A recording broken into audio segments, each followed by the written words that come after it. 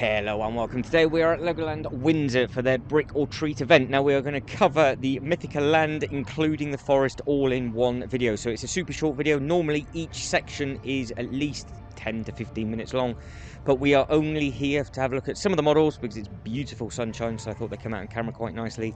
And we are obviously here for their Brick or Treat, so I was hoping that they would have added in quite a bit of Halloween type stuff in the actual forest area, because I thought that would have been absolutely perfect. So we'll soon find out to see if there is anything there whatsoever. Just away from here, in the next video that will follow, when we walk around the lake, there is a massive photo opportunity for use of skull heads. They're not pumpkin heads this time, they are big white skull heads or zombie heads. And they are placed just outside the hotel, if I remember rightly. So the video that will follow this, there is another big opportunity with regards to the Halloween. They have got them located in different places this year, but you can see that there's not anything regarding Halloween type stuff down in this Mythica section. So we'll soon get round it, we soon pass everything. But if you have not seen any of these videos before, videos are available in the Legoland Windsor 2022 plays for the much great detail videos and the rest of the ones from the Brick or Treat event. In the comments below, let me know what you guys and girls think with regards to the theming and everything on this. I would normally ask, how does this compare to your local Legoland? But I think Windsor currently is the only one that has this land. This is the equivalent of your Lego Movie 2 section. So if you do have a Lego Movie 2 section over there, and that has been decked out for the Brick or Treat event, then please do let everybody know in the comments below, because I would love to know what your local Legoland is like and how far and heavy they've gone out for the theming, because I think each park has done things completely different this year. So be very, very interested to see what Germany, for example, has done. Anybody that's following this over in the States, please let me know what yours has done. Anybody further afield, then again, let us know. So anybody that is watching this in a different country that has been to their local Legoland and it has a Lego Movie 2 section, how does your Lego Movie 2 section for theming compare to Mythica? Now, this is brand new for the 2022 season. So the Magical Forest is brand new for 2022. And I was really, really hoping that they would have a lot of different bits and pieces for Halloween in here, because I did say that I was looking forward to coming back for Halloween just to see all of the different bits and pieces that they could potentially do here, even if it's just adding a load of pumpkins around at the bottom of the trees or just putting some different lighting in. Now, they have had a brand new section in for Halloween, which is their sort of monster street. That was the first video that I uploaded, and it actually turns out to be, it's pretty much the main attraction within the Legoland park. Certain lands don't actually have any theming whatsoever. Certain lands will have like a character meet and greet, and then, for example, like the Friends section, that will be more entertainment with meet and greet. Outside the hotel, that is also a perfect thing for a photo opportunity, but they haven't this year seemed to have done everything in every land, but where they have put different bits and pieces together, I think does look very, very effective. Obviously, everything is penny pinching at the moment, so it kind of makes sense that they're not going to spend a fortune on a load of pumpkins that are just going to rot. But at the same time, I wonder at night if this is lit up in a different colour, like orange or something like that, for example. So because the park only shuts at 4 o'clock, I have absolutely no idea if there was any extra lighting added in or anything like that, like they have done on the Monster Street section.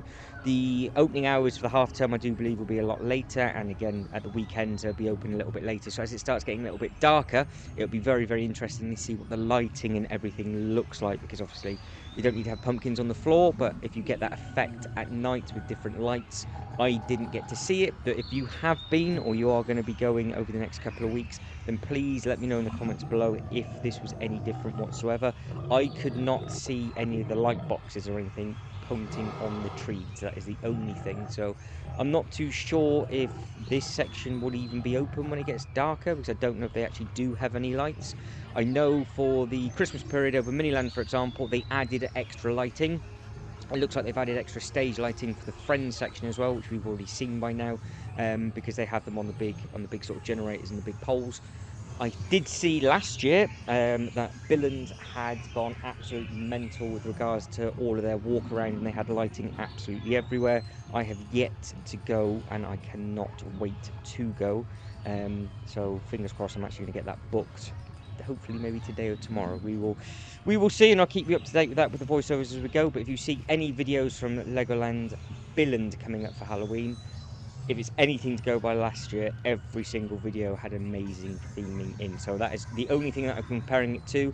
I am comparing Legoland Windsor 2022, and then I'm also comparing it to last year for Windsor and Billund as well, because I did do both of them last year. But like I said, this section is brand new. Maybe it doesn't make sense putting a load of Halloween stuff in a mythical area, but like I did say, the next video that will follow, that we do have some good photo opportunities as well. So it is very much a case of think about what you're coming here for. Obviously, it's nice and quiet. You can get on absolutely everything if you want to, which is absolutely perfect. I think it's absolutely amazing that they've added this walkthrough attraction in. I hope they do sort of more this style of thing, where you can just walk around, take your time, have a look at all the models, take a load of nice photos. And it's just nice to see all the Lego type models beside theme park. Don't get me wrong. I mean, obviously you guys and girls are going to be coming for the rides and everything. I know you've got the mini land to have a look at if you want to and see everything in there.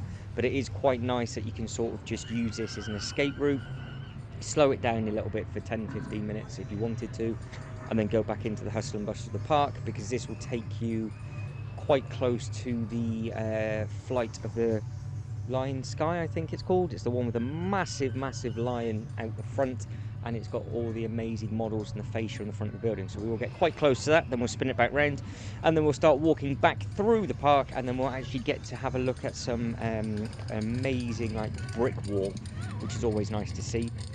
And that is quite close to the entrance / exit, because this land, like the Friends, has 2 ways in, 2 ways out. So depending on which way you're coming from the map, you can either go from Heart Lake City, which is where I basically started because that was the video before this, and then it goes straight into this section, and then you can then leave this, do a loop around the lake, it will take you to the hotels, and you start coming back up, and then you get into what is now their deep sea adventure, which was Atlantis at one point. And I did actually get on that to film to see if there's any pumpkins or anything in the water, because they did do a lot of that sort of stuff at Billund last year. So again, trying to do the comparison videos, and it was quite nice to see all the little pumpkin heads in the fish tanks. So I thought they had made a really nice little effort in there, which was really nice to see. But that'll be coming in a couple of videos time. We are now coming in to the Dragon's Lair as such. So these have the really cool TV screens where all the little bits and pieces move. The actual dragon itself was actually asleep for the first time. I've never seen it asleep. It's on that far screen just where the little ones are looking. Now, if you are coming in here, it's always worth just taking your time, because when that dragon starts to fly around, what it will do, it will shoot up and it flies over your head, and it's got nice sound effects. I think it might have a little bit of wind effect as well. So it's a nice mix of everything. But that is the dragon fast asleep just there, and then he or she will shoot up and then go over the top on that one. So we will now spin round and we'll just crack on. There's not long left, guys, so I'm going to get it in early. If you can like and subscribe and all that good stuff, that'd be absolutely fantastic. Are slightly shorter than normal for a couple of reasons, but one of them is because the park did shut at 4 o'clock today, and I could keep saying this is actually before the half term this was filmed. But I was quite surprised, on the same day Legoland Billund shut at 6. So this Billund was open 2 hours longer, and I do believe at the weekend when this either shuts at 6 or 7, obviously check the opening times, guys and girls, the Legoland Billund on a Saturday is open till 9 o'clock at night, which is perfect for me because I get to walk around the park for the first ever time at night, or should I say when it's dark. So that way you can really see all the amazing lighting and the effects, because obviously it needs to be dark to see some of the extra lighting. So that's why I've asked, if you have come and it is a little bit darker when you walk around this Mythica section, have they added in any extra lighting like they had done in the Monster Street, which is available in the first video.